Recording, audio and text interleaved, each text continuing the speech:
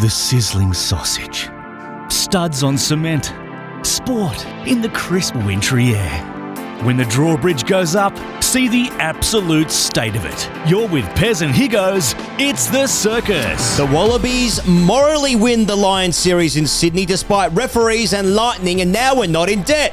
How much will the grassroots see, or should we take it to the casino and double it? Simon Goodman gets a sack from the Demons. We discuss if Zoom was the right way to break up over the news, or if going over to the coach's house to break up with him was in good taste. In rugby league, we're talking doghead, we're talking Penrith trainers, Arabic gestures, drink driving, and facial recognition. There's also golden generation of swimming, F1 ashes, smelling salts in the NFL, Tom Brady and Brum, boys actually, and the What's Getting Your Hotline from professional correspondents. Pezza, welcome to the circus. How are you? Oh, nice for this little beat happening behind me. Yeah, dog. It's mate, good weekend of footy. Like, I know there's other sports that exist, but it was a rich weekend of footy, of tribalism, of feeling. There was a bit of weather about. I know, like in Sydney, there was anyway. We're in coach sacking season, rounding the bend to finals. People are, some footy clubs are having a look at next year already. So there's just the dial has just been turned fractionally on the seasons of a lot of footy clubs, and you can feel it on the field, and I like it. Are we in coach sacking? Like, there's only 3 games left in the AFL. There's one more in the NRL. Say it. Yeah, no. It feels an odd time to strike the death knell. Job wise. Yeah. Gonna have to look at the data, like maybe look up, Rick Finlay or Andy Zoltzman or something like this. But I feel like coach sacking was a lot more ruthless around 10 years ago before everyone just cooled thy jets a little. Coaches have a little bit more agency than they used to, so that the knife is just poised above the chest for a little longer, while coaches have their stay of execution before bang, it goes. If the season is if the season is proved dead and buried. Look, we didn't solicit for the What's Getting Your Hotline this week, turning over to the punters, so there's only like half a dozen or so, but they generally sum up the feelings of, people who follow 3 main codes. Of 6 people. Exactly. Chuck. I'm told there's going to be punishment for the gesture the Tigers made towards the Bulldogs. I was told by a Lebanese mate that it means up yours, "Hey, thick buzz your fucking head." I feel like with the controversial loss in the second test and winning the third test outright, this is a moral victory for the Wallabies. Yes. And they'll live forever in the memory of the people who were lucky enough to witness them play rugby. Fuck your sniff test. Fuck your pub test. Bring on the Bledisloe. No, what you've got to understand, boys, is that Suali'i tackle was a textbook clean-out. Textbook. Yeah. We outlaw that. What the fuck are we doing playing rugby? I feel like with the controversial loss in the second test and winning the third test outright, this is a moral victory for the Wallabies. Yeah. And they'll live forever in the memory of the people who were lucky enough to witness them play rugby. Fuck your sniff test. I've been calling it twice. Bring on the God damn it. It was so good. Someone missed out there. Yeah, so obviously, the punters raging this week. Right, okay, over a couple of codes. Yeah. Sentiments there were echoed. I was like, geez, it's the same thing. Yeah, mate. So I know. Look, tell us what you think. Whether it's boys actually, or wherever you want to write this in. For me this week, I had the rare triple of like 3 footy teams that I largely get behind winning. Okay. Right? So it was the Swans beat Essendon in one of the most forgettable games that's ever existed in the history of all codes of sport and humanity. Yeah.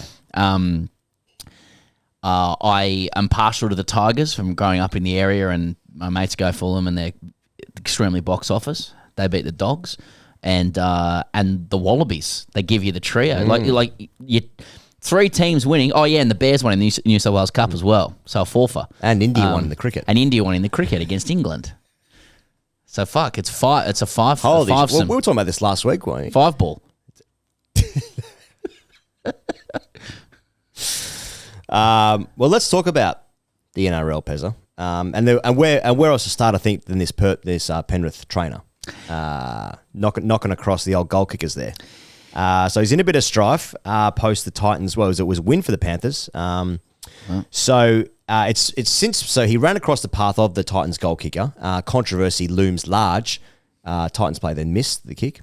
I can give you the detail for people out there, particularly who don't, who think this is just a little rugby segment. Jaden Campbell for the Gold Coast Titans is lining up a kick from the sideline to give Gold Coast a 4-point lead. They're up by 2. It's 26-24. This is against the reigning premiers, the 4-time premiers. Is that right? Four in a row. Yeah. So, in a situation where the Titans are a pretty ordinary side and Des Hasler is walking the plank, deluxe, their coach. So, 26-24 and lining up to make it a 4-point lead. And all of a sudden, the Panthers trainer, Corey Bocking, just seems to run straight in front of him before he's about to take the kick.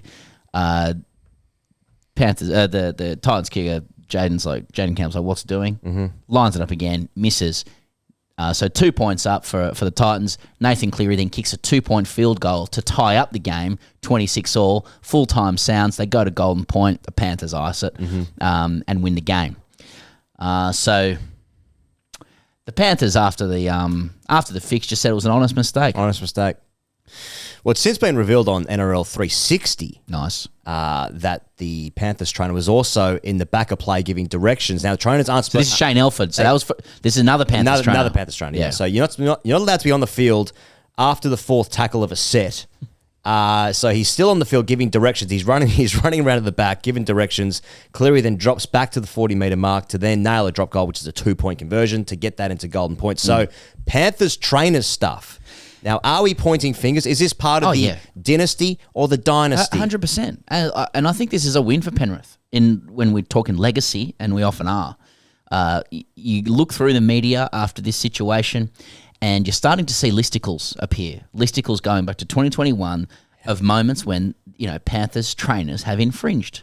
Now, the reason this is a win for the Panthers is because any sporting team that has successfully executed a dynasty or dynasty has to have some kind of like a malicious edge attached to it. Dark arts. And that is what the Panthers so far, despite 4 premierships, have somewhat lacked, at least in public. I mean, in private, there's always been whispers, right? But if you go through the great rugby league dynasties or dynasties and their, and what threads them together, it is stereotypes around their malicious edges, okay? Right. So, the Storm, they wrestle people's necks, and they're also supported by News Limited with salary cap indiscretions, okay?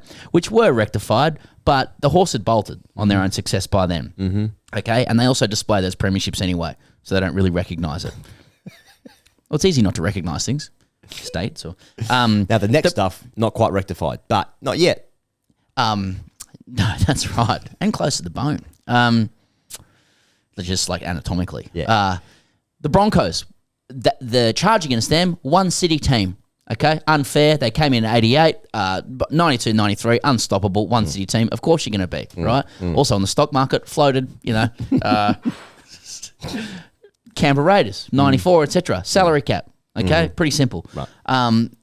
Parramatta back in the 80s, buying referees. Right. Okay? Listen to John Singleton talk to Matty Johns. He tried to buy the referee for Newtown, already bought. Got in late. I'm sure St George had some stuff before then. Souths, Now Panthers now have they've got trainer stuff. Yeah. So at the end of the day, when you're talking to your kids and your grandkids about the great Penrith team, they won 7 in a row. Yeah. It'll be like, but have a look at what they were doing with their trainers. This is the demise of the the underworld's influence on rugby league, I'm afraid, because if we are getting to away from buying referees and Rupert Murdoch, and we're getting into a trainer running in front of a goal kicker from the sideline, this is part of the death of the game. We should be alarmed about this. It's a very blue collar rort, isn't it? Like I much prefer the stuff at board level. I much prefer the kind of stuff that happens at like Rush Cutters Bay Italian restaurants. Right. You know what I mean? Where people are seen dining with others and, in cahoots. All Lee's Fortuna Court, you name it. Yeah. But just like a couple of guys with pink shirts, squirting water on a ball. You might drop it. Yeah. That's how we won 5 in a row. Yeah, trainers out the back giving instructions to professional athletes. And that's why Alan Langer's legacy is solid, because he's always there with the Broncos. I would have thought he'd be quite a good game organiser, but not really. You know, in tennis, when they weren't allowed to like talk to the coach's box for a while. Yeah, like this is what we're talking about here. I don't know. Yeah, it's not as sexy. Well, it may go some way to explaining the difference between Nathan Cleary's performances for Penrith and New South Wales. I mean, is the answer to get Shane Elford into the Blues training top? Right. You know, where's Shane Elford? Yeah. Where's Corey Bocking? Yeah. Perhaps things might start changing. I think you can draw parallels with this kind of weak, nefarious activity with the fall of King's Cross. I think. I mean, you know, when you hark back to the great TV series Last King of the Cross, you know, that was just a wonderful exhibition of what King's Cross offered the city and the vibrancy and the life and the nightlife and our dear rugby league players and professionals and supporters. You know, drugs and prostitution, illegal activity, bikies. You know. Standover men. They lost their seat at the table when it came to the drawing up of lockout laws. A friend of mine was in that room when they drew that 5K radius, and it was funny how the casino was in that radius, and it didn't quite... That was just lucky. They drew lines around it. Don't worry about that one. They were lucky. Let's go. They were lucky about King's that. Cross. Yeah. Roosters, salary sombrero stuff. Right. You know? You've got to be in on a rort. Okay? Now, I think with listicles, I think that's also sad about BuzzFeed, because I used to look at lunchtime, find out what kind of bread I'd be. It's a walking opportunity for a Phil Rothfield segment too, or Phil Rothfield hosting a sportsman's lunch. Right, BuzzFeed. That's good. At Grappa. Let's talk about the Tigers and the Dogs, Pezza. Yeah. Because that was a hot game. You know, there was revenge in the air. Luai Galvin stuff, a bit of stuff before the game. Current players putting their bag in front of Galvin's locker, put that on Insta stories, you know, that kind of gear. We're replacing him. We've moved on. And they did indeed. This was hot shit. He goes, this was footy at a human level. This is just real people playing games of footy in the wet with just a little bit of malice in the air, you know, just revenge, like classic stuff. It was a great game. It was absolutely pissing down at Combank Stadium, a Tigers home game. And for context, for those who regard it as rugby, Dogs top of the table. Both teams about 5 to 6 years ago were at their lowest ebb. Now the Tigers have sunk lower than that since the Dogs have recovered under the tutelage and vision of Gus Gould, right? Of Angus Gould. But at that point, the Tigers are at their lowest ebb. That's what I was going to say. At that point, they were. Now, the Tigers have recovered. The Dogs have recovered in a lot of ways. The Tigers haven't. And one of the symbols of this recovery was Lockie Galvin, as discussed at length on the circus at the start of the year, deciding to defect from the Tigers to the Dogs, ostensibly because he went, use cunts of shit, and I want to develop my football here. Right? Everything else that was said after that was just noise. He just went, I'm going to fuck your season. This place is shit. I'll never be good at football if I stay here. I hate it. I will literally turn down 40% more money and actually just a longevity of contract. Right. So they meet again finally. Lockie Galvin now playing 7 at the Dogs. He's their chief playmaker, and the Dogs are probably not flying as high as they were since Galvin arrived. Still there and thereabouts at the top of the table. Yeah. The Tigers is sitting in a middle ground where they're as much a chance of claiming the spoon as they are as of making a little run at the 8. Sneaking it out, which is an improvement from their lowest ebb.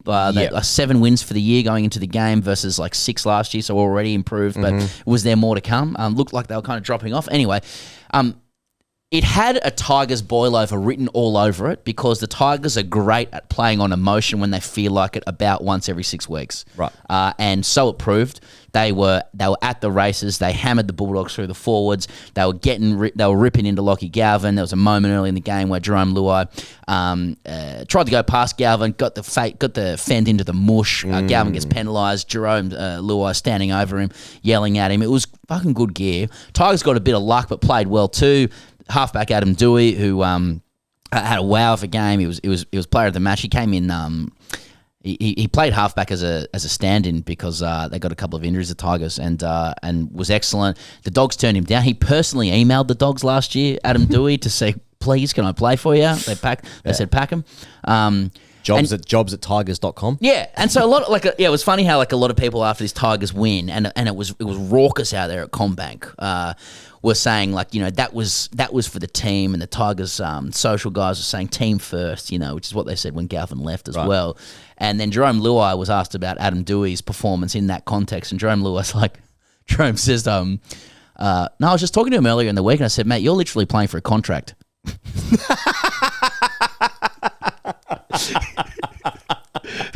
a leader. He's like, I was kind of joking, kinda, because they've offered Dewey $350K, which a lot of Gallen says that's a slap in the face, right? Okay, and after that kind of performance, maybe it is. So he's wearing 13 on the back. Dewey, he gets the business done. Everything kind of fell the Tigers' way a little bit, and the Dogs looked beaten at the end as well. So, but yeah, the subplot was the Galvin stuff, and then there was these moments towards the end where Samuela Fainu scores the Tigers' second rower scores the match sealing try, and a whole bunch of them just run up to celebrate with him. It's right in front of the Dogs fans, and they start using this Arab gesture, which I understand, and so many people have mangled this in the media, and I'm about to as well, as a hod gesture. I'm like Michael Chamas, KHOD, KHAWD. That's how I'm reading it from Michael Chamas. Okay. Says you got to sound like you're clearing your throat. Finished off with an AWD that is said with the kind of passion the Tigers finally played with on Sunday. Okay. Right. So they're given this gesture, right, and it was a bit confusing because the Tigers have been doing this gesture, like a different gesture all year, where they get the claws out, which is probably the nonciest thing anyone's ever really seen in the game. Mm-hmm. And in fact, Taruva was doing that one, but everyone else is doing the hod.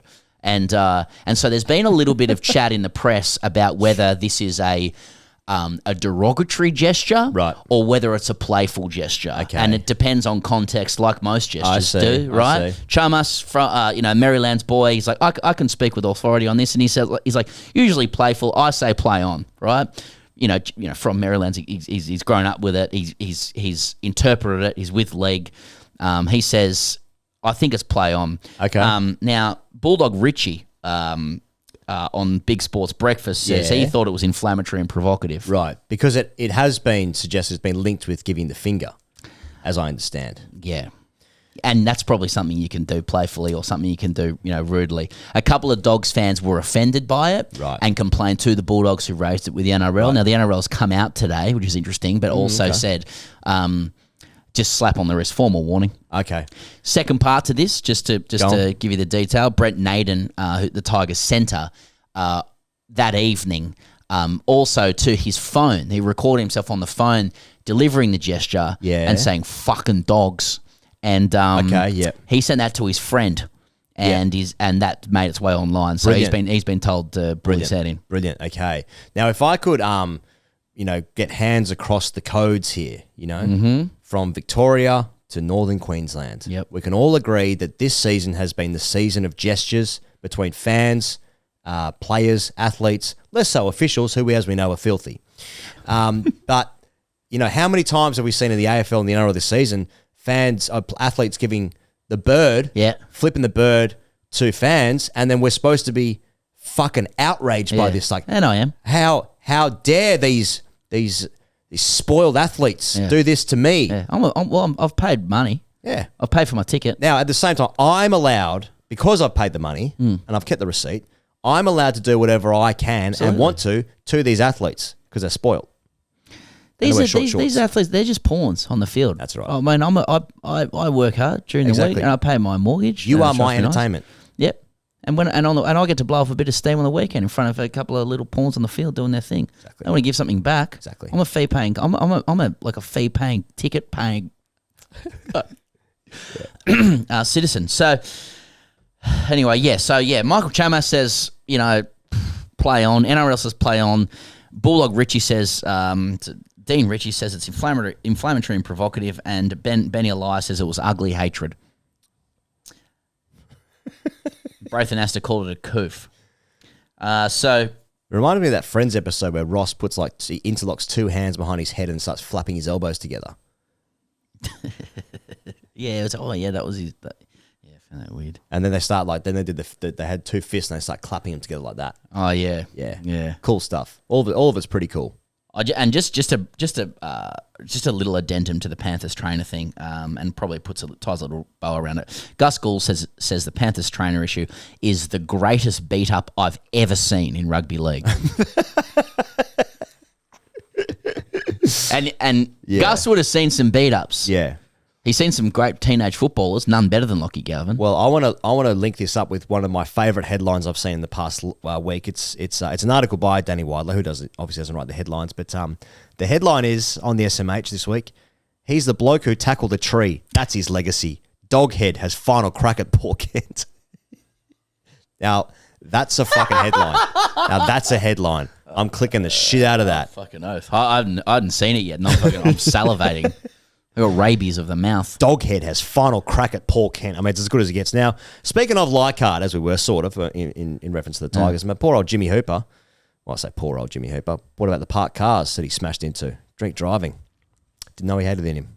Disappointing. I mean, Paul Kent, Jimmy Hooper, Leichhardt, parked cars, 0.253 on the old breathalyzer there. Yeah. No good. You don't want to. I don't think you want to kick a man when he's down, but I got to say, speaking of locals, sounds like it came as a huge shock that kind of thing, but befell him. Okay. So, well, unfortunately, anyway, at least it didn't hurt anybody. So there is that. Yep, there is that. Now, I've seen a tweet from Phil Gould before jumping on Pezza, 23 hours ago. It's Phil Gould with heavy bandaging over his right eye, and the caption is, "My second new bionic eye. Better vision than the bunker now, baby!" 2 exclamation marks. And he's just posted a selfie with his eye all busted up. So Phil Gould now has a second bionic eye. I mean, these live reactions. All that comes into my head. Do you want to have a look at the tweet? Mate, I'm sorry, but league is undefeated. Yeah, rugby league. Mate, I've got Doghead, tackling a tree, bionic eyes. By the way, huge. Speaking of, like incidents within rugby league that need further exploration, just want to double down on the disgrace of Rugby League 26, the game. I was going to bring this up as well. Yeah, okay. I'm glad. Well, yeah. Well, so Ross Simons, who's the chief executive of Big Ant Studios and the developer of the Rugby League game 26, said the players who criticised the likeness did not have their faces scanned for the game, unlike other players did. So a lot of players, I believe, as I understand it, particularly from the NRLW, have been very vociferous in their disgust for their player likeness when they've been playing the game. Yeah. Now, this Ross Simons, the chief executive of Big Ant, who's made the game, he has said, "Well, we told you got to lob up for the facial scanning thing, otherwise you're not going to look like yourself." So they've said they've gone to great expense to travelling to the north of England, parts of regional Queensland as well, to get the facial scanning, to get the player likeness as it is. So he's not happy. He's blown up. Now, if I was going to be in a game, hell or high water, I'm getting the old noodle scanned there. Shouldn't they be able to do that with like AI and shit now? I don't know. Don't know how it works. I'm just sitting here on a couch. They should be able to do that and have full simulation of everything going on now. Don't worry, we will get to the main video game news, okay? Yeah. We have an update. Yeah. We have an update. Just cool your jets. Now, many people would say we are living in a simulation. Mic on, Chucky? Just on the... go on. Yeah, Ross has provided an update. He said it takes 3 to 5 days to make the player likeness, but it only takes 45 seconds to get their photogrammetry taken. Yeah. Mm-hmm. Game, set, match for me. So would that be to say that any game that has good likeness of players, by extension means that each one of those players has gone to some studio to get that likeness done? Yeah, I've seen it in the Premier League for FIFA. Got to do it. Before it's called EA, whatever. They go to the clubs, the players will go there in like their media days and they scan them from like 360 degrees to get the player likeness. Yeah. So now, So like, you can't. So you're saying your view, like you guys are much more experienced gamers than I, and especially around the culture of it, etc. And there'd be heaps listening as well. But like, what we're saying is that like, if you've not gone for the scan, you can't have any complaints. that's what I'm saying. Yeah. That's what I'm saying. Now, do we have details on like where these guys were stationed for the scans? You know what I'm saying? Well, I mean, It's like where's your nearest polling booth? yeah. When Big Ross has said that they've travelled to like Northern England to, I presume, to someone's club. That's a decent area, Yeah. Northern England. Now, if that was for Origin, for instance, they've gone to the wrong spot. Yes. So I'm not sure about that, but I Well, mean, it requires more follow up, journalistically speaking. Like, how far do players have to travel to get their likeness done? I'd say that like 65 to 73% of being a pro athlete, the benefit of it is to play yourself in a game. It's a narcissist dream. Yeah. Just play yourself and then be annoyed at the stats you're given. I'm faster than Yeah, that, but- etc. Can I challenge that? And maybe it works together. Isn't also like 59 to 61% of the enjoyment of being a professional player having a deep sense of like completely naive entitlement as well, where like everything comes to you. Like you turn up to work at something called a center of excellence, where others would call it an office. Yeah. And everyone, waits on you hand and foot. Every meal is made for you. You've got no idea how laundry works. Like your kit's just laid out like the fucking fairies have come or whatever. And you start to treat everybody like that, even outside in life. Please roll my sleeves up. I don't. Yeah. So yeah. shouldn't the scan be coming to you as a pro player? I suppose it should because, as a fan, as some fucking lazy slob Yes. piece of shit, Yeah, who never made anything with their lives because they're not an athlete. one of my favourite things to do with that skill set that I was given, i.e. fuck all, Yeah. is to create a player in the likeness of how I see myself. Yeah. Oh, all of a sudden, turns out I'm playing on the left wing for Liverpool. Yeah. Well, I wear nothing but socks. What we can agree, you have a spare sock as well. There's 3 socks on. What we can agree on is that the alt commentary from Tom and Eddie, Hello Sport, was a big win for Rugby League. It's a big win. It's a big win. It's really so good. That's something they got right. It was better than what I thought it was going to Yeah, be. that, the commentary you could see in the little promo that Yeah. Hello Sport provided. Yeah. That was like going to great detail to get rugby league exactly as it should be. Exactly right. Yeah. Exactly right. So They got the shout right- out. So like Shout out to the boys. Ross Warner got that right. He was a former Bears player. His And name's a- Simon. It's Ross Simons, but shout out Ross Warner as well. Yeah, Ross Warner. Well, he's a former Bear and butcher, one of the greats of the Bears. So shout out to Ross. But they got that right, Tom and Eddie. So Agreed. Should we talk about the AFL? I think it's time. Yeah, huge news out Yeah, of the obviously, AFL. Now let's change tone. Okay. Yeah. Now, big news for D's fans. Yeah. Simon Goodwin sacked. As we understand it, going to air now. It's obviously a movable beast, this story. It's moving quickly. Movable beast. Yeah. Okay. Simon Goodwin presented to the Demons board how they would compete for the flag next season. Yeah. And the board apparently had diametrically opposite views of how that season was going to go. And so it's in their view that they feel like they need to take a step back before going 2 steps forward. Okay. Okay. Now he's a 2-time premiership player. Obviously, Simon Goodwin. He's a 5-time All-Australian. He's one of only 4 coaches for the Demons has won the flag. Yeah, and the only living coach. Now, as I understand it, Pez, going to air. As we go to air. As we go to air. Yeah. As we know, it is a movable beast. That's not the phrase. It's a movable beast. Key players had an emergency Zoom meeting to inform them that Simon was going to be relieved of his duties. Right. Now, Brad Green, the president, of course, he drove to Goodwin's house to tell him the news that he would be relieved of his duties. Oh, interesting. And do we know about the administrative machinations around this as well? Because of course we know I've got an interim CEO at the moment at the D. So to what extent has the new CEO been involved in this? As we go to air. Look, at some point you have to kind of hold your hands up and go, I don't really understand the culture of this stuff too much now. So I'm good, of course. All I know is you've just got to do something with your cheeks and your throat. And 4 words roll into one word, and you just start talking about rolling your mouth. Imagine you're 8 years old and you thought, how much chewing gum can I get in my mouth, and then start talking like that. You got to put a camera on the interviewer as they hear the news, and the actual the compelling part of the breaking news is watching a media identity's reaction. Yeah. Where then they say, "I'm completely blindsided and shocked by this thing, despite being a deep insider within the club over a long period of time. I just can't believe this happened." Well, it's essentially being on TikTok and using the green screen function. So using footage of the game which you like, and then putting your own reactions to the face, and then getting bulk likes and stuff like that. That's fucking brilliant. That is. Now I enjoyed friend of the show Broden Kelly's reaction. Please go on to the footy with Broden Kelly and watch how he saw the news from his own office. It was very good. But at some point you have to recognise your own limitations, and you just have to go to the source and the person that broke the news. So Chucky, cue up. We actually just spoke to the guy who figured out the news, and just asked him to give us a little dispatch about what's actually happened with Simon Goodwin for he's a Demons coach.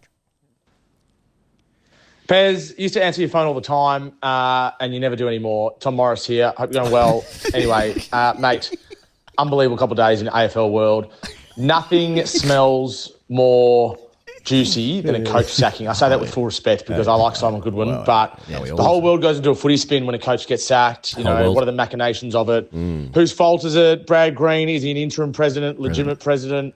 The CEO, David Chippendall, who won't be the CEO in 3 weeks' time. Then you've got the players that love him. It's probably, if you actually compare it to a cricket sacking, when Justin Langer got flicked, the players were off him, but all the players love Goodwin, but yet it was time to go.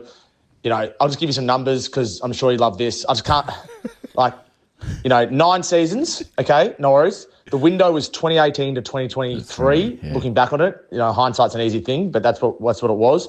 4 out of 6 seasons in that window, they played finals. Top 4 3 seasons in a row, 21, 22, 23. Straight sets, 22, 23. Flag, 21. And a prelim 2018. So, okay, successful tenure. What are your thoughts? I don't know. The legacy of Simon Goodwin is he's the only living premiership coach for Melbourne. That deserves a tick. What deserves a cross, to be perfectly blunt, is the only flag he won was in Perth with an asterisk next to it in COVID. Asterisk flag. Melbourne supporters, such as myself, weren't able to see the Demons win a flag at the MCG, which probably burns a little bit as well. And then they've fallen off a cliff since then. So there's been drama all over the place. Petrarca, Oliver, Brayshaw's retirement, Glenn Bartlett, presidential stuff. Probably not his fault as much. The fact that he has to drive to Casey every day, he hated yesterday. The whole footy world's in a spin. Goodwin's gone. Melbourne's looking for a new coach, and I don't really know what to make of it. All the best, mate. Sorry, what's the fact that you had to drive to Casey? Why was Tom talking like we were just mocking how we were talking?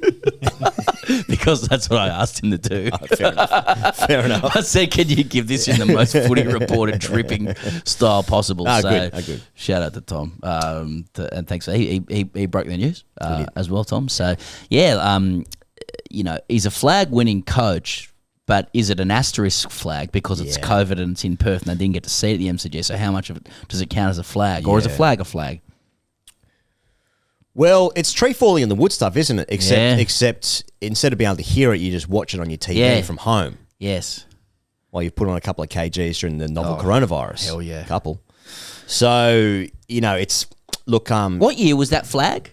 It's 2021. Was it one, Chucky, or 2021. 2021. Okay. Who won it in 2020? It was Brisbane, wasn't it?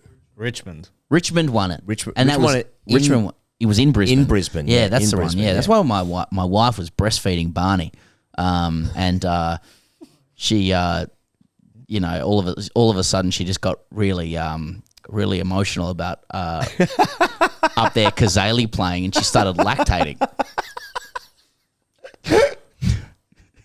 Doesn't like sport at all, but as soon as she started hearing the didgeridoos going, it was fucking milk straight out of the tits. Now, fucking hell, mate, she has given permission on several occasions for me to relay that, and if you actually understand things medically, and let's just wait for boys actually, one of the greatest fights going on at the moment between junior and senior doctors.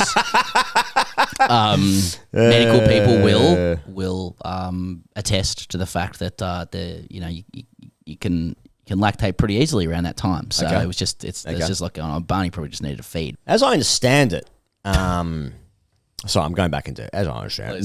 No. So As we go to where? So I as I understand it, a lot of D's fans are like, yeah, look, great player, great bloke, players love him, gave us some things, gave us some memories, but what have you done for me lately? Now, it's obviously gone too far for some people because I understand he received some death threats over the weekend, which is fucking grim. Ben. I mean, I'm not sure what the laws are these days, but that's fucking jail time for me. You're a fucking dopey cunt if you do that shit. Anyway, so to that point, I think like the board like understood the toll it was taking on him, and he's not a kind of guy that could walk away from it, and so they're doing him a favor. I love that. That's how it's been painted by and the saving board. his legacy. So they don't want the club to be at rock bottom. Yeah. Before giving him the flick, and so it's amazing. They've driven to his house. They conducted a Zoom meeting. I don't know.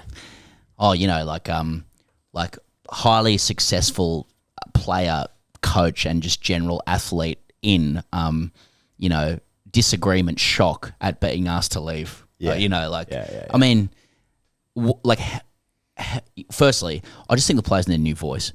But secondly, like coaches have, they have shelf lives, don't they?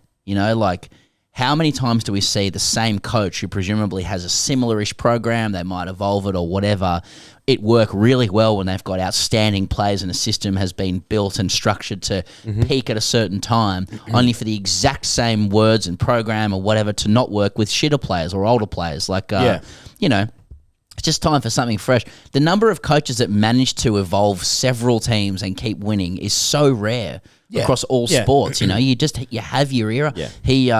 He did really well. I mean, is the jury out? I mean, I reckon if you what's the proportion of coaches who come into any professional league and actually win the thing? I mean, it's like most competitions have like 14 to 20 teams. You're a one in that many chance of doing it. If you do it and you give your team a bunch of wins as well and play great footy, fucking fair fucks to you. If it drops off at the end, fair enough. We walk away and you're a legend. I also went to a negotiation course with Simon Goodwin once as well. He needed 2 or 3 staff with him to look after him, which was strange to me. But other than that, great. Like, I thought he done well. I thought the D's when they were in their pomp they played some memorable footy. Yeah. in our lifetimes across codes, there's probably talk about the 2 main codes in Australia, right? There's probably like 4 coaches that are like legacy coaches that have done it over a period of time, and the rest just have like a couple of good years and they just like go out to some lesser teams for a bit. But like unless you reach like your Sheedies, your Malthouses, your Wayne Bennett's, unless you reach that, it's like you just had a good team. Maybe half of that's true, or maybe it's fucking really hard to beat. Like in your Wayne lifetime, Bennett's missed the finals like 4 years in a row, hasn't he? It's just like, nah, he's the super coach. So much of coaching is like, or like being an administrator is like having a look at the team that's there. It's like, yeah, I'll attach myself to that. I reckon I could coach that. But then it's also becomes disastrous. Like you look at like football, for instance. You look at like Ferguson would be an example, or Arsene Wenger for Arsenal, that like once a club is built around the identity of one manager, right? I was gonna say megalomaniac. Then it's like it can all fall apart after that. And then like you look at someone like in football terms again, like a Mourinho, that just drives players to the incredible heights for probably 2 years, and after that the players fucking hate them. Yeah. So I mean, even those guys in football, like the cult of the manager is so rife. Like this thing now where like, when a manager comes in, they bring their entire staff, and the entire operation must bend and contort itself to that person's regime, which means that the first season they're in, none of the players are bought by that manager, so any expectation is just completely diminished because the manager doesn't have his players. They play shit, but they get a stay of execution. The second season, you're expecting results. Immediately, like there's never a sense that a manager has to come in and adapt themselves to a team or how they play or the players that are there. It's like, no, this is basically teams are just based on who the manager is, club by club. So would D's fans feel better about how it's all gone this last sort of few years, last 9 years, or perhaps if they got to sit in the MCG and experience that day? I reckon I reckon most normal people who like footy and sport, firstly, they don't really interact with the media that much. They don't have noncy conversations about it all the time. Like the match-going fans sit there, they're grateful for the successes and for the memories, and I think in the case of the Demons, like a coach that delivers a premiership, what other KPI is there? And that coach gets a little bit of extra time as a reward for that. But if the players can't respond to that coach anymore, you move them on with good wishes, and it's just that you can't build a media cycle around that. That's true. You know what I mean? Like, how do you do 4 hours of SEN on that? Yeah. You know what I mean? Yeah. So, yeah. and that's all I've got to say about that. Now, So time's up. so time's up. Look, I thought it was important we check in with Carlton. So, Dylan, do you want to come join us here? I thought we'd just chuck Dylan on the mic here. Just because it was, we can probably take these off now, can't we? Yeah. Or you want to keep them on? So, Dylan, thanks for joining us on the circus. Now, it's my understanding that one of the reasons that the D's moved so quickly on Simon Goodwin is because they don't want to be beaten to the jump on the best coaches that are in the market. And because Carlton are actively out there as well. Is that true? Is that your understanding? Well, that would be them assuming that Carlton isn't going to make the same mistakes that they made previously, which they're notoriously good at doing. I think David Teague had the axe hovering over his head for 11 years by memory. But it probably... Yeah, so if they've moved quickly to try and get Longmire in the door... What about Horse, yeah. Is this a horse question? I can't imagine there's another coach out there that you're rushing to do it, but I believe Brad Green when he says that they decided he wasn't going to be there next year, so don't need to have him there the last 3 weeks and confuse everything. So, are you willing to, like on air, express a personal preference for how you'd like to see Carlton deal with their coaching situation? Would you like to see Michael Voss remain at the club? I have been of the opinion for most of the year that this should be the last Voss year. I think 4 years is a generous enough time in coaching to show that you can do it. And while he had a period of 30 games where it was good, we're into the 90s for how many games he's coached. So we're almost double the amount of time that it hasn't been good. And it feels more likely that next year is going to be more of the same than it's going to be different at this point. How do you feel about your list? Because your CEO was saying top 4 was the expectation. And you've won 7 games this year. Yeah, is that right? 7, I 7. think. I like the list. Yeah. I think it's not in the best 4 or 5 lists in the league, but injury luck and the way a season plays out can elevate it into a top 4 if they stay fit, which we haven't done for 2 years. I think Curnow, McKay, Wiedering, Cripps are bona fide stars, and then there's enough other good players around to field a very good team. When you say you were happy for the 4th year to be the final year for Voss, now that Melbourne sacked Goodwin, with a view to getting the jump on competition for Horse, would you be in favour of Carlton also knifing Voss if it means that, it increases the chances of Horse, or would you like to see Voss see out the year? If Graham Wright can pick up a telephone to Longmire and say, are you interested at all in this, and do that without having someone leak it to a Morris or someone else so it gets out in the media, then I think there's no problem Voss staying for 3 weeks. But if he's incapable of doing that and they want to be honest as the day and they know they're moving on from him, then I'm happy for them to pull the trigger the same way Melbourne did. Now, this is very serious. So let's talk about your personal pain. Yep. So, expectations high this season, good run heading into the finals last season, mood is high. First game against Richmond, a team full of players no one's ever heard of. You're tipping them by 80 in the tipping comp, and you get rolled over first week. I remember it was a Thursday night, wasn't it? It's first Thursday night game. Yeah. I remember you coming to work on Friday and you saying, well, I'm glad I don't have to care about the football this season. Now, you're a man that cares about the football this season. Yeah. And so let's... A match-going fan? A match-going fan, yeah. Week on with week. Long familial ties to the club. Yeah, yes, that's right. And you've been giving shit to Andy Marr every week. You've been following him around. You've been throwing banana peels at him for some reason. Now, what's the experience like for you? Like when your team, should have been in the finals in your view, and dog shit from round 1. The first 6 years that I followed the club through their first rebuild, they were terrible. So I was like, it's like the old Bane. I was born in the darkness. That's your imprinting. You expect Carlton to be shit. Yeah, like the Judd years where we made finals for a few years was the antidote to that, was like the offsetting part of that. And then they resumed their usual programming of rebuilding and being terrible. So then the last couple of years when Voss had the team in finals, it was a nice little surprise. And, I was hoping I could now live in a world where, it was the new normal and we were actually good, but you get the reality check first up. And I'm an eternal optimist, so I will sit here right now and I will tell you that I will go into next year believing that they'll stay fit on the park. The list is good. Whoever the coach is will be good, whether it's Voss and they return to what they were the other year when they were good, or it's a new coach who happens to be good at the job, because other teams can find good coaches. So at some point we'll stumble upon one. I'm an optimist and I believe that it'll go well. And then when the disappointment inevitably hits, I'll just, make a few sarcastic jokes to hide the deep pain and turmoil that I'm in. Well, because a lot of people would say that of Carlton fans, they are unbearable. Now you are a nice guy. You're a good bloke. No, it's the idea of sorry to interrupt, but like just to like jump in on that, like the idea that a club's DNA, its overall history is really what informs the attitude of its fans. So like my observation, again as an outsider, is anytime Carlton has a sniff of starting to succeed, its fans start like beating their chest very disproportionately, as though like the I don't know, like the prodigal son has returned and that Carlton will once again resume its rightful place atop the AFL.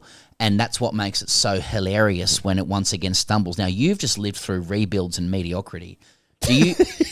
And you've got a 3 in front of you, your age. So, like, do you subscribe to the idea that Carlton's DNA is of a successful club?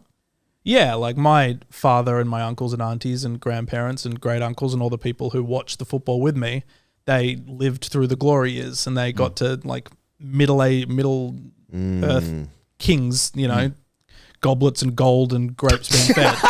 Like it was all wonderful.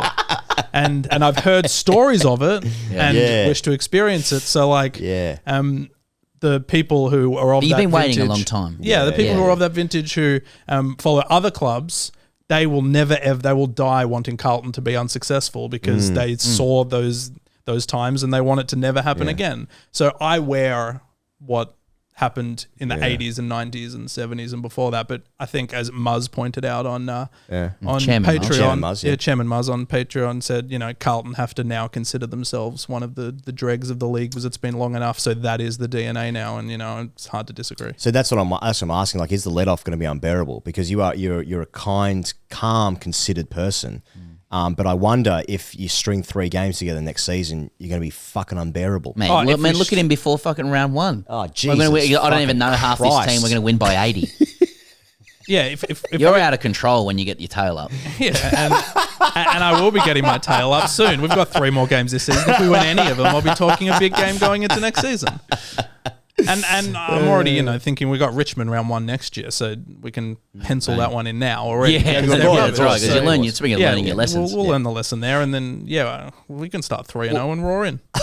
So he's got him 3-0 already. Very English. So do you lust for horse? Do you pine for horse?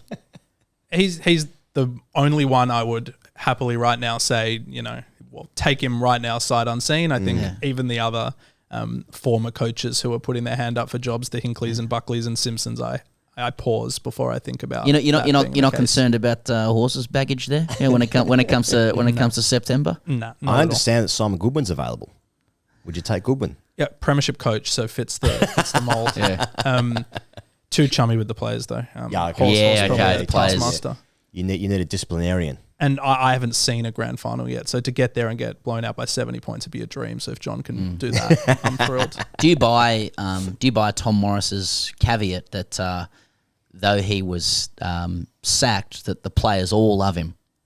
I read like an hour ago that the Melbourne player who's playing his 200th this week was like, oh, no, they should have kept him. We disagree with that. So, yeah, if the players liked him, the players liked him. But I imagine... I've heard of coaches being sacked across sport where every single player thanks the coach deeply for what they did. and privately go, I hated him. Well, I imagine 40 blokes between the ages of 18 and 30 all love their boss. Like, I imagine there's not one in them who's like, oh, no, I don't know about this guy. So different opinions. And I imagine they kind of can't come out and say they hate the coach, because then the next guy's going to come in and I got to watch on this guy because he's going to. Well, it's a watch. It feels like you're talking about this office. Yeah, that was a bit closer. That was. Yeah. Yeah. Who was it? I consider Charlie my boss, so it doesn't matter. All right, Dylan, thanks for joining us for the new segment. It's Well a done, watch. Dylan. Yeah. Thanks, Well done, boys. Dylan. Now, speaking of which, Travis Boak retires, Pezza. Well played. Yeah. Hang on, you got something to say, Dylan? I was going to move the mic out of the way. 3 times All-Australian, 2 times best and fairest at Port Adelaide. Says recently, below Pezza, he's been driven and selfish and is single. Also said he had sex once before a game, his first game ever, and played terribly, so he didn't do it again. A touching tribute to Travis Boak, one of Port Adelaide's finest. Anthony Mundine used to do that, he claimed. Anyway. Have sex before the bout? No, he didn't. Before league. He went through a thing there. I remember he was going through that. He was saying all that kind of gear, and then the Saints came to Bear Park, and it was my friend's 10th birthday, St George fan. We all went along to the game in the wet, and Norths won 42-0. Okay. And I was possibly the most unbearable I've ever been in my life as a 10-year-old. It would have been ugly. Okay. Shamefully ugly. Anyway, in the semi-finals, St George smashed North to make the grand final, so I guess they got their own back. Any other kind words on Travis Boak? I mean, Travis Boak, I love that. I've been selfish. I mean, again, that's got to be endemic within most successful people, right? He's been single for nearly his entire AFL career. You think of the numbers and the Ks he must have done. It seems to be. So is the implication there that, like, having a relationship and having sex curtails the length of your career? I think the sex one is more just game day focus and having sperm in your body to be able to perform. Yeah. The more sperm I have in my body, the better I'll execute my skills. Basically, yeah. And the relationship one... Just sperm swimming around my testes. Can I continue the It's a Watch segment with Jeremy Cameron? Almost going to be Jeremy Clarkson. Old Jezza there. On track for a 100-goal season? Question mark? Well, you average 6 goals a game. Well, can Jezza do it? Last two has kicked 11 and 6. Currently on 75 for the season, 3 rounds left. Just needs a big old haul against the Bombers there, against the Plains. Somebody wrote in when we said the Plains once, and they said never say that again. Essendon. Yeah, against Essendon. Well, that's AFL for me. No, it's not. Okay, it's not. Mate. A couple of two more items. Okay. Matthew Pavlich is a Swans CEO. Yeah. Now I'll tell you what, he doesn't look half bad in the bag of fruit. Oh, mate, doesn't he just? So that's the first thing. Talk about the testes. I like it. Well, he's big shoes to fill as well. Tom Harley, he made a few swoon. Don't worry about that. But I like the AFL's not wanting to miss out on the Sydney deepening Sydney, Perth or Freo connections. You know what I mean? After the Bears and Perth getting together. Of course, as well. yeah. So that's AFL just staying close. Yep. So yeah, that's Pavlich and yeah, I guess the big news. Chuck, you got an update on the grand final you were going to play? The update is that there is no update. I haven't played it. Why is that? Good weather. Has it been cold in your room? I've been outside. It's too cold in my room, as we've established. Because we've been discussing whether, like, you've had a couple of weeks off now. So for those who are joining this week and missed last week, Chucky let us know. I think these were the words. I've got a grand final tonight. And by that, we were discussing esports, and he's got it's a. What is the game itself? Is it what AFL? I think it's AFL Live 24. AFL Live 24. Maybe. So Swans. Who'd you have again? Freo. Yeah, that's right. Wharfies. Yeah. Wharfs. And you were just saying you couldn't play because it was cold in your room. Yeah. But we were just discussing whether or not, like, having this much time off in between games might curtail your skills. So have you been playing any AFL Live just to turn the legs over? No. I haven't touched it, but I suspect before the grand final, I'll be heading in the friendly section. Yeah. And getting a few in. Yeah. So any figure out the matchups and whatnot. Any timeline in your mind as to when you might play this game? Not really. No idea. This guy's the busiest cunt in Melbourne. Yeah. I'm not, though. I really don't do much. I just feel like it's the experience of most adults with an Xbox or any console is you play it for like 3 days. Yeah. And then you just kind of leave. Yeah, you're off you it. put it away for. Oh a few yeah. months. So how long had the season taken you until making the grand final? 2 nights. I powered through. 2 nights. So 2 nights. what were the you played 24 rounds. and A finals. prelim, I'm guessing. Yeah. How'd you go in the prelim, by the way? Yeah, fine. I think I simulated one. I was pretty confident.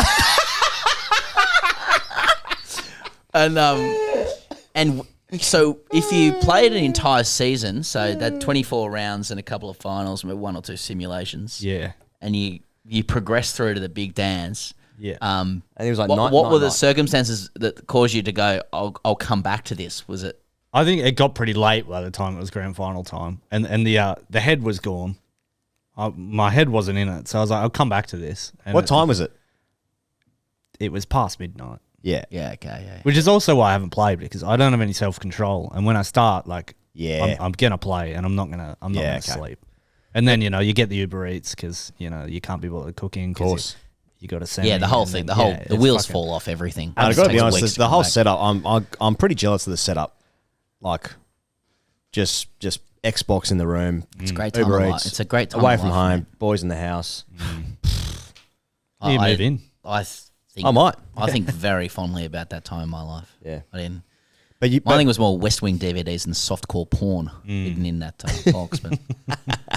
But you've had people, you've had tens of thousands of people that consume these shows and Patreon, and I think maybe TGC. And And about 4 people mention it. Yeah, so 4 people care about it, and you're letting people down. I am. Are you worried about taking homework home? Is that what this game is now? Homework. Yeah, it's turned into work now. Yeah. there is a lot of clamour for you to stream this Yeah. live and have a microphone attached. We need to figure it out. I genuinely think Alex Pearce would watch it. Well, he's playing in the final. That's what I'm saying. Palestine Pearce. Yeah. Anyway, something to think about. That's a watch. It's a watch. Speaking of which, the Wallabies beat the Lions 22-12 in Sydney the other night, Pezza. Feels like it was fucking 3 years ago. Yep. There was a lightning delay. Tom Alina got smashed. Yeah. Concussion. He's going to miss the South Africa games. Yeah. I think they play Argentina after that. That's a watch for that as well. Dan Sheehan gets a 4-match ban for that shot. No punishment on the field, Wasn't of course. picked up, yeah. Wasn't picked up. It's sort of difficult to see with the 15 angles they get through the TMO. But the Wallabies aren't in debt anymore. So, successful series. Australia morally win 2-1. Of course, winning that game comfortably. I don't know if I've ever watched sport in Australia where the screen is basically white because it's raining that hard. Like if you look at it, sports, and like you can't tell how dark it is often because the light is so good through the cameras and the lenses. Or like if it's raining, you can't really see it how much it is. But this was sheets of white. Yeah. On the screen for moments in the first half, especially. It was there was pissing down. This was biblical. Yeah. This was like red on bomb. Yeah. Like it was biblical stuff. Yeah. But the Wallabies were expansive. Yeah. Even in those Good conditions. value for it. Good value for it. They play well. Yeah, I mean, it just means that it was a incorrect referee's decision at the MCG that cost the Wallabies the series. Yeah, that's what that I means. think that's pretty much the conclusion. That's pretty isn't clear it? now. Yep. Yeah, a couple of highlights from the game. Yeah, you mentioned Tom Liner there getting absolutely fucked on.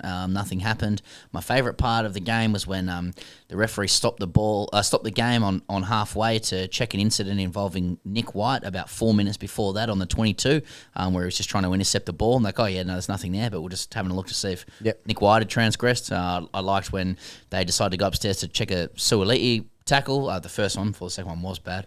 And just because he hit the guy too hard, I think he just smashed somebody. He's like, well, that's too hard for Union. Yep. We'll have a look at that.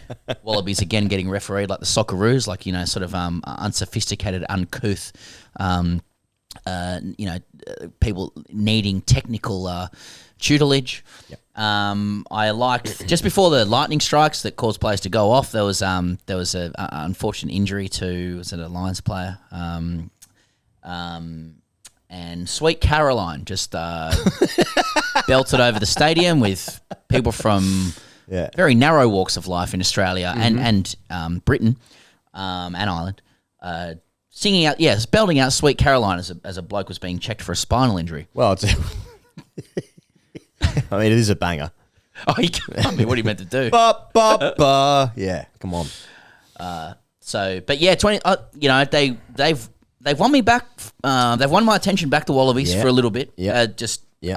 Fully outing myself as a goldfish memory, like superficial, vain, fair weather supporter who only deals in victories and reflected glory. For me personally, I'm more of a spreadsheets, Excel, bank account balance kind of guy with my sport. So I like to look into the back end of my sport. So the Wallabies not being in debt means for me that I can now enjoy the sport. Interesting. Well, that's good to know. Yeah. That's how I follow the game. Yeah, very good. Well, it takes, it's a broad shirt, so.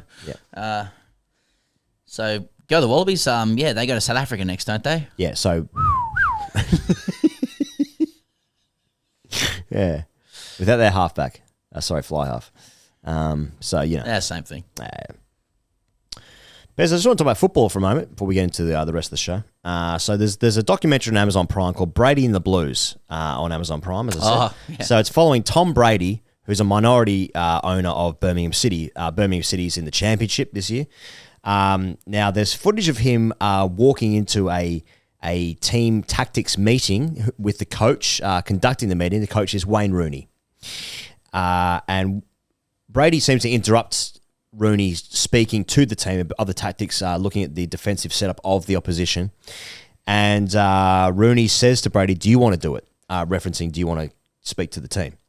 To then the next scene is then Brady in a car where he's talking to whoever is in the car saying, I'm a little bit worried about the work ethic of our head coach.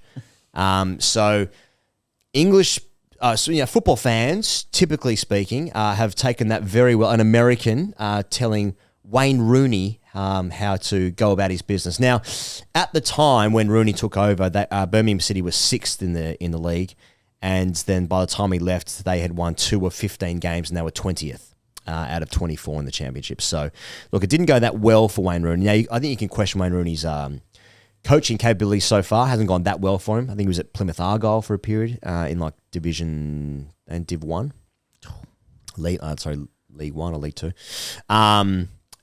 hasn't worked out. Like there's a few generation of that generation of great players like your Lampards, your Gerrards, your Rooneys. Like they've taken to coaching, and it hasn't gone that well for them. But when a minority stakeholder, a minority owner, like I think he's like 2% or something, comes in and starts like bossing around Wayne Rooney in like talking about his work ethic and stuff, I think it's like let's just pump the brakes here, cool our jets. So that's been good. Didn't they sack him though, and then they were like promoted the following year? So the minority shareholder has like presumably requested edits to the documentary to make it appear as though he was off Rooney to begin with. Yeah. So, but then other people are just like, fuck, Rooney was a great player, and he was a street footballer. And Tom Brady's American, and he's got nice teeth. So that's not football at all. Got to factor that in. Yeah. Now the Swimming World Championships have been going on, Pezzo, in Singapore, Tell of me course. Some fucking rap to me. I hope it's only good news. Otherwise, I'm not fucking interested. Mate, it is the best of news, really. So finished second behind China, ahead of the US though, who's in third. Now Kate Campbell's been on. Swimming legend Kate Campbell, of course. Now she has been saying that, look, when we hark back to what we consider the golden generation, your Hackies, your Thorpies, your Susies. Yeah. Did she say Hacky? She said Hacky. Okay. That's what the Australian consciousness thinks about the golden generation. Basically, Sydney 2000. Yeah. She's saying, no. This generation is the golden generation. Hard to argue. We are fucking, especially the women, we're fucking good. We are fucking good. New standards and maintain them and improve on them only. Now, we can put that to one side. So when they lob up in LA in 3 years' time, attention goes back to the Dolphins. Yeah. But Kate Campbell says, now's the moment. Not sure when the next World Championship is. That's not my prerogative. I have to disagree with now being the moment. I mean, what is any of this if it doesn't result in just a fucking shower of gold at the Olympics? Especially in the Olympics now. now. You don't miss out on gold at the Olympics and go like, I tell you what, world champs 3 years ago though, fucking Singapore. unstoppable. Do you remember that? Singapore, yeah, it was good. Why are we peaking now? Yeah, well. All I'm asking for is just unfettered success at all times when I turn on the swimming. But there's been a report, the ABC covered this, that there's been a lack of funding going into the pool recently for our swimmers. Now, we need to fucking fund these Albo's men and women. It's time to step up. Yeah. Albo's time to step up. Well, They're we have a talking direct about line. Fast train. We've got a direct line They now. want the fast train. I mean, it worked for Howard. Just fucking funnel money into sport, mate. Fucking we'll, oath. we'll sit down for 2 weeks, opiate, fucking inject into the eyeballs, feel great about ourselves, deal with everything else later. I'll pay fucking $35 for a carrot if it means we beat the Seppos in the drink.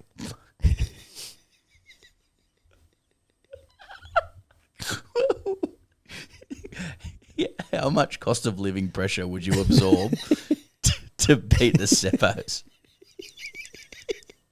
I'm just saying. Yeah. Like now is the moment. There are actually real issues facing Australians when it comes to sport, and I should have mentioned this during the AFL, but a lot of there is a lot of consternation at the moment, led by some senior reporters about the pay TV games on Saturday night. You know, you cannot watch a game of Australian rules football on a Saturday night, particularly if you don't have pay TV. Particularly, for those elderly senior folk in remote and regional Australia, and sick, unwell, deathbed, can't watch the footy.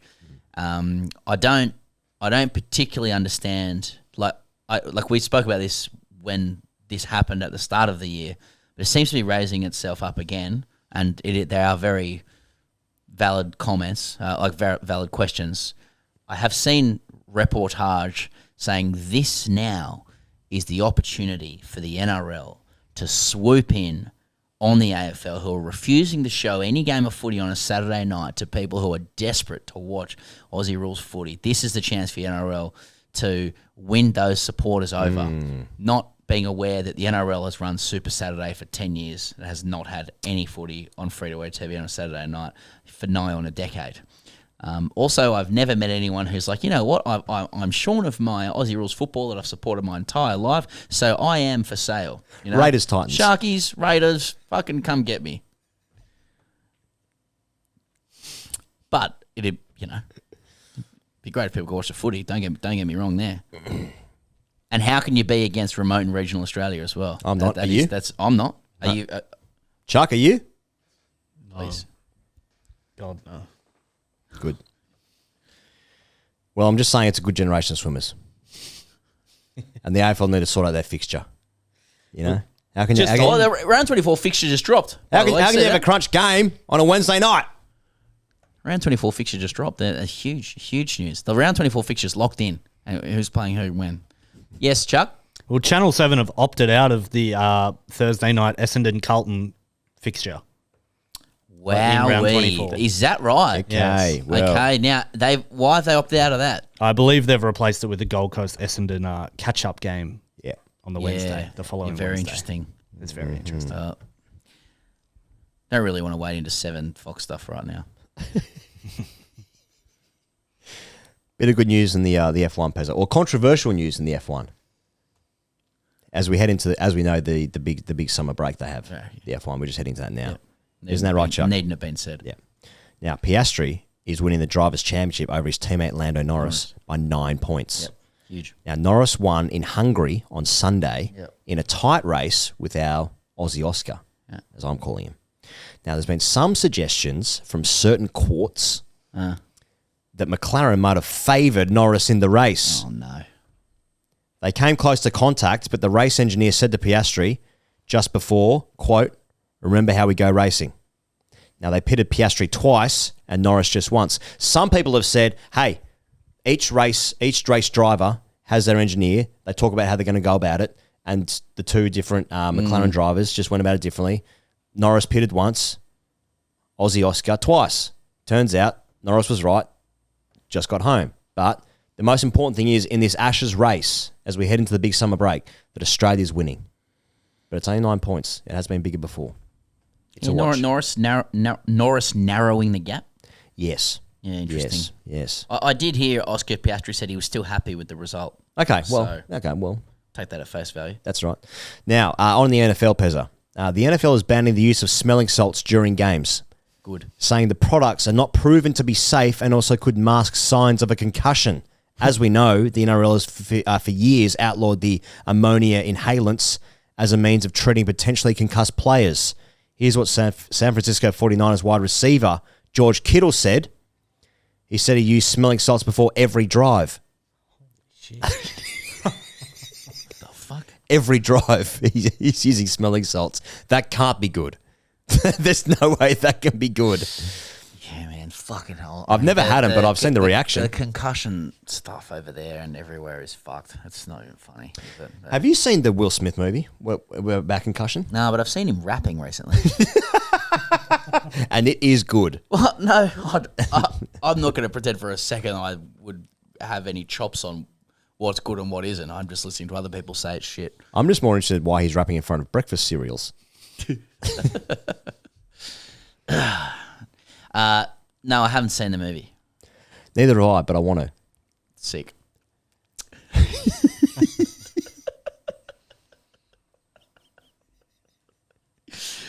Can we do more of these non sequitur moments of the show? Where you talk about the Dolphins and I start talking about the AFL fixture in regional Australia. And start talking about the NFL and we start talking about a Will Smith movie.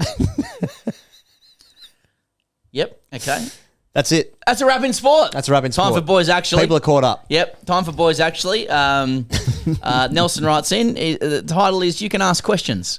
Boys, during your interview with Tom Green last week at 1:11:45 and 1:15:40, he goes and Pess, brackets respectively, asked Tom, quote, can I ask, ... In fact, boys, you can ask. It's your show. You are the interviewers. Oh. Nelson. To which I replied, thanks, Kerry O'Brien. So that was a Boys Actually. You don't need to ask if you can ask. You are the interviewers. Boys Actually, you are allowed to ask. Yeah, like he's saying it's implicit in the interview format that you will ask a question. You don't need to prefix your question with a question about whether you're allowed to ask it. I have noticed, upon reflection of my own performance over the years on these programs, that sometimes if I haven't got the words arranged in my head properly, I will preface a question by saying I wanted to ask. Now, in the midst of asking the question, I have prefaced that I wanted to do something, the very thing that I was about to do. Yes, I followed all that. And isn't that fascinating? Yeah. It's like when you're getting a coffee and someone says, what was your name? You're like, that's interesting. How did you know I transitioned? Yeah, my name was and remains. Yeah, don't death name me. Death name me, dead name me. Damn it. Boys Actually. Anytime you're making a mistake in life outside the podcast, damn, Boys Actually. Walk outside without your shoelaces tied up. Boys Actually. Yeah. Two chats writes in, just titles football. Charlie and Trent, thanks for correcting the boys live on air. This is you correcting us. And minimising my contributions here, read 2026 Asian Cup and the Saints flag drought. At least they've won one, unlike the side led by, quote, friend of the show, Alex Pearce. Just wanted to add that due to the relatively small size of the Asian Cup, was only ever going to be 3 cities hosting per the bid. We said, why isn't this travelling around? Yeah. It was only due to the size, only be 3 cities. No games in Melbourne, Pezza. And as Chuck correctly pointed out, Victoria didn't even bid. Do agree, Gold Coast no good, but Suncorp at 50 plus K would be too big for quite a few games, and there's a lack of other suitably sized stadiums in Brisbane/Gold Coast, which sucks. We'd like to point out that Bev Priestman was caught cheating with drones at the Olympics instead of the World Cup.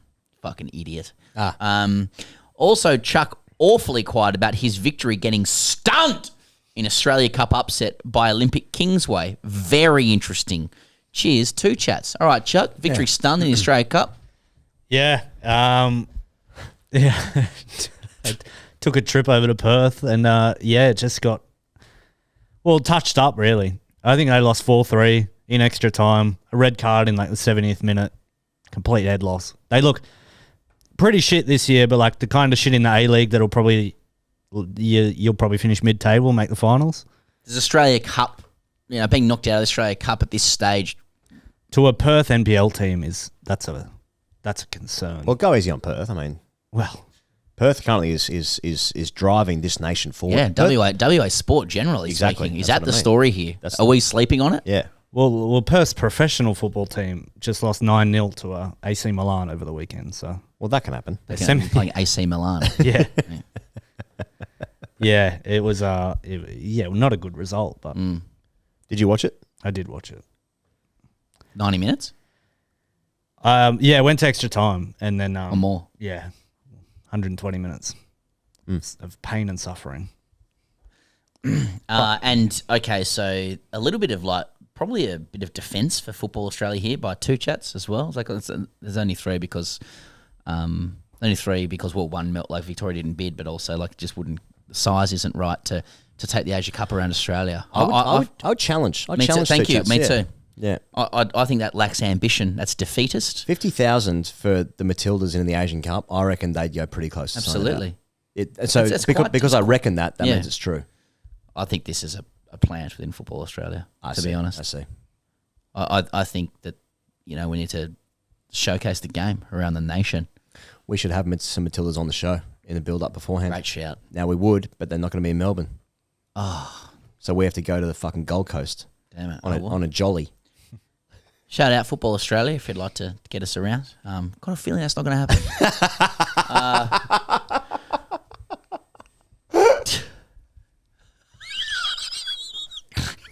It's good when he puts the iPad over his face. Benjamin writes in. Someone on the inside there. Benjamin writes in, flag nonce in defence of Higgos. Okay. All right, I'm listening. Okay. Boys, I don't usually see myself as a boys actually type, but Pez's pickup of the noncery of the word whilst has inspired me to chime in with a boys actually, and a defence of Higgos in the process. Okay. So I want to pick up on a comment from 2 weeks ago where Higgos got pinged for using the term Union Jack. Remember this? It was like a maritime thing. Remember? Union flag. Yeah, something Union flag instead of Union Jack. You only said the Union Jack on land or something. Maritime. Or a maritime. Yeah, right. Maritime museum was in there as well. Yeah. Next to the Powerhouse Museum. Port Adelaide. Powerhouse Museum is just blokes who played number 8 like Tian Strauss and fucking Todai Kefu. He's a powerhouse. What that listener has to understand is that the whole, this is a quote, Union Jack on land, Union Jack at sea, Union flag on land, Union Jack at sea thing is an urban legend, a sort of incorrectly applied received wisdom that has no basis in law or history. Okay. And these would be matters of law. Of course they would be. All true vexillologists, brackets, flag nerds, know that both terms, Union flag and Union Jack, are correct and can be used interchangeably. Okay. You'll probably get a bit of pushback from the faux intelligentsia here, but if they're not happy with it, they can take it up with the UK Flag Institute. Can I get any pushback?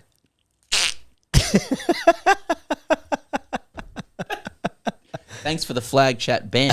Okay. What's a vexillology? What did you say? Okay, sorry. Vexillologist. Vexillologist. Okay. Yeah. That's brackets flag nerds. Yeah. Yeah. The faux intelligentsia thing is a rising problem.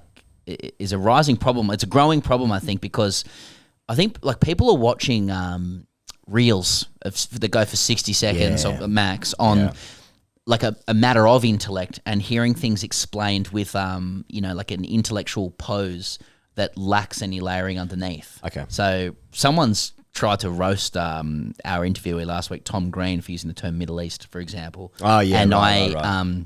Judging by the way that it's written, I'm like, I've seen the reel that has given you the confidence to say this. Got it. You're like, fuck, you watch someone in a different context for 60 seconds and you're like, I'm going to fucking dunk on this person and look smart in the process. It's funny how fractured... Union flag, Union Jack sounds exactly that. How fractured and perhaps splintered is a better word, the internet is, where you will be fed something and you'll see that it's got 275,000 likes, but because you're in the bathroom masturbating on your phone, on your device, only I can see this. Yes. So I can now use this information like I've read a book. Yep. I can't read a book.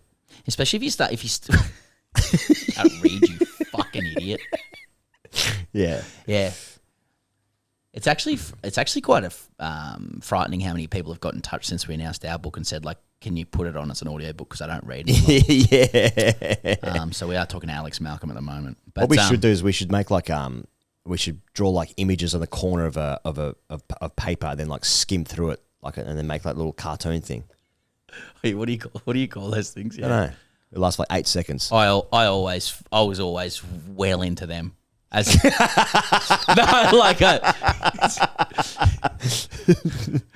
always used to fascinate me with like animation cartoons as well. I was like, do they just draw every single movement? How many people do they need? Yeah. It's fucking expensive animations. Like to, yeah. Yeah, I remember this is, on our cricket show we did. Remember, like we were looking at Hanks paying an animator to do a story that someone had written in, which was really funny. And the cost of it was like it wasn't six figures, but it was mid to high fives for like a 5-minute thing. It was like fucking outrageously expensive. Yeah. Anyway. Yep, nice. So Money. we'll look into that for the book. Yeah. Okay, this one's called Actually Defense, brackets break glass in case of emergency. And then it wants me to say this in a pedantic snivelling tone. Ian, how could you be so wrong? Brooks Koepka has won 5 majors, not 4. No. Look at you with your PK membership, yet you can't correctly recall how many majors old Brooksy's won. To the boys actually-ers, the thing you must realise is, at the time of joining LIV, Brooks had only won 4 majors, which in the context of when Higgos was talking about his move to the breakaway Saudi Golf League is factually correct. Of course, we all know he now has 5 majors after his PGA Champs win in 2023. Emphasis on of course. You're welcome in advance. Ooh, spells you're wrong. Golfman's vigilante. No, thank you. Thank you for that. Yeah, thank you for fucking that. idiot. Yeah, what a moron. Be good to get a little sting for that. If you've like the Charlie can click. You know what I mean? Yeah. Like when you accept the boys actually. Oh yeah. Fucking moron. Yeah, that's true. Okay. Now I think this is a feature one of this week. There's Okay. a couple, but it's entitled Doctors actually. So we might recall a whole EpiPen discussion, and it has kicked off. It's kicked off from like these people who are writing in aren't aware that several others are writing in as well. But we're up to like this is the 3rd or 4th installment. Okay. Yes. Of first a junior doctor and then a senior doctor and now other members of the medical fraternity weighing in on the way you were communicating about an EpiPen. Yes. I was talking about the diabetics needing an EpiPen. Yeah. A off junior the doctor dome came there. in and, I think somewhat calmly, but, still forcefully corrected you, to which a senior doctor's come in over the top and corrected the junior doctor with much joy. Yeah. This is where we're at the moment. It's sort of insulin versus EpiPen. Bleh. See, that's what becomes of the like when you get fucked on by boys actually so much, you start making noises. Well, that can't be wrong. When you made that noise, My brain's mashed potato. Okay, it's called Doctors Actually, is the first one. G'day, boys. I'm sure like many of your listeners who work in healthcare or who have completed a basic first aid course, I internally drafted a boys actually when Higgos mistakenly referred to EpiPens when he meant insulin a few weeks ago. An easy error to make. Yes, some diabetics do need injections, and EpiPens are a very well-known injectable device, predominantly as they're stocked in classrooms around the country in case a rebellious kid brings the deadly child-killing substance known as Kraft peanut butter to school in his AFL-themed lunchbox. He's won me over. It's funny. A forgivable mistake when, I hope, neither of you are providing medical services as a side hustle to financially support your appearingly successful content monkey careers. It's quite so funny. far. Yeah. Could be a woman. Women are doctors too, I hear.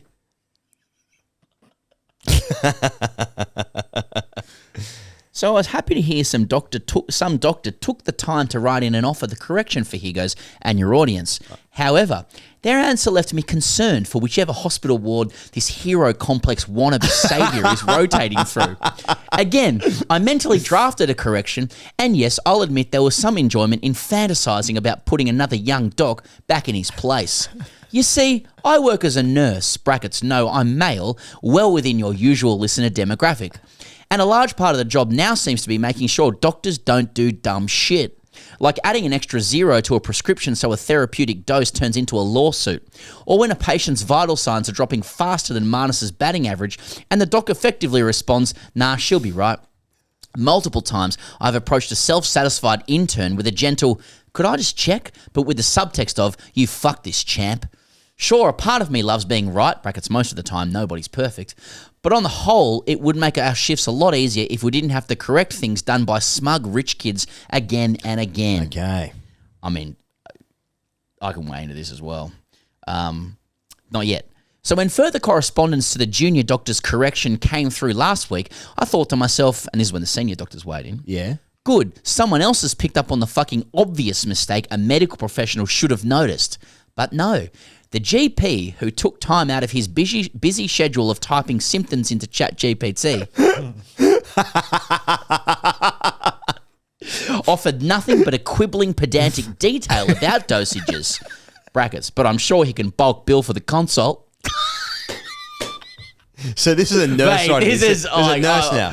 This is fucking first grade. This. Yeah. He seemed quite content to proceed with insulin instead of an EpiPen.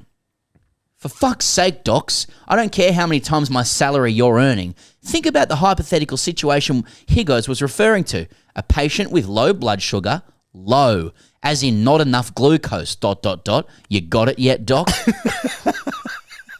Because why the fuck are you both about to give this imaginary cunt a big old shot of insulin, famous in medical textbooks around the globe for reducing blood sugar? I mean, it's got low blood sugar. You trying to kill the coat, knock him into a coma? I'm sure your years of medical training can tell me the biological mechanism of action of insulin, but please stop doing dumb shit like this. Could we just give the bloke some jelly beans? You know, stuff full of glucose and keep him alive? And yeah, if you want to jab this bloke with something because of some erotic needle kink, let's give a shot of glucagon, John. Fuck. Glucagon. Glycogen? Glucagon. Glycogen I can read. Yeah. Glucagon. Yeah. It must be. No, I don't know. Lucozade? Yeah, I think he means Lucozade. Glucagon. You know, the one that increases blood sugar. Oh, you want me to check the dose for your championship? Fuck me.